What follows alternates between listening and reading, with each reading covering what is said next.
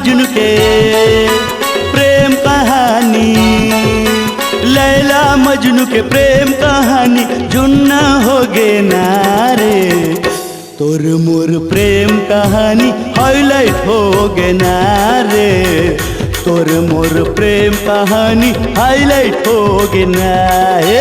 लैला मजनू के प्रेम कहानी, लैला मजनू की प्रेम कहानी जुन्ना होगी ना रे। तोर मोर प्रेम कहानी हाईलाइट होगी ना रे। तोर मोर प्रेम कहानी हाईलाइट होगी ना।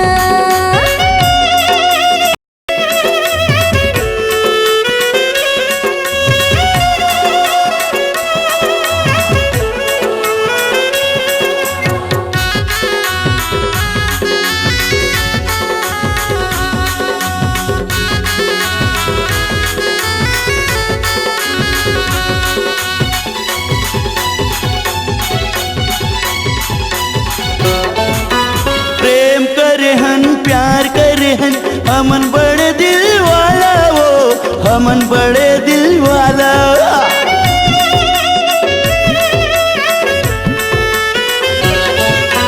प्रेम करे हन प्यार करे हन हमन बड़े दिल वाला, वो हमन बड़े दिल वाला। बुरा नजर मां देखी जौना ओकर मुंह होही काला। बुरा नजर मां देखी जौना ओकर मुंह होही काला।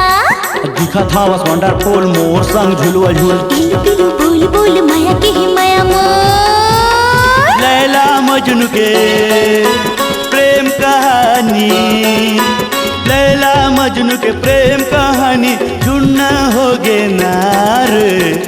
तोर मोर प्रेम कहानी हाईलाइट हो गे नारे। तोर मोर प्रेम कहानी हाईलाइट हो गे नारे।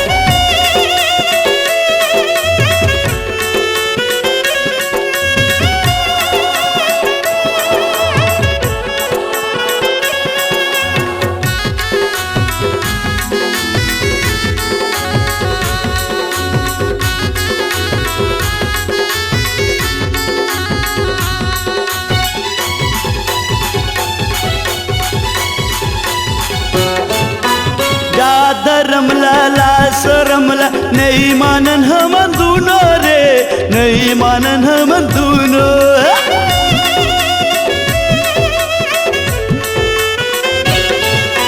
ज्यादा रमला लास रमला नहीं मानन हम दूनो रे, नहीं मानन हम दूनो।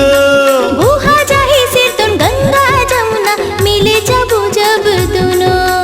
बुहा जाही से तुम गंगा जमुना मिले जब जब दोनों। हिलू हिलू बोल बोल माया के माया मोल। ठंडा ठंडा कूल कूल प्यार करे मनो है भूल। लैला मजनू के प्रेम कहानी, लैला मजनू के प्रेम कहानी जुन्ना हो गे नारे। तोर मोर प्रेम कहानी हाईलाइट हो गे नारे। तोर मोर प्रेम कहानी हाईलाइट हो गे नारे। लैला मजनू की प्रेम कहानी, लैला मजनू की प्रेम कहानी जुन्ना होगी ना रे। तोर मोर प्रेम कहानी हाईलाइट होगी ना रे। तोर मोर प्रेम कहानी हाईलाइट होगी ना। तोर मोर प्रेम कहानी हाईलाइट होगी ना रे। तोर मोर प्रेम कहानी सक्सेस हो गया।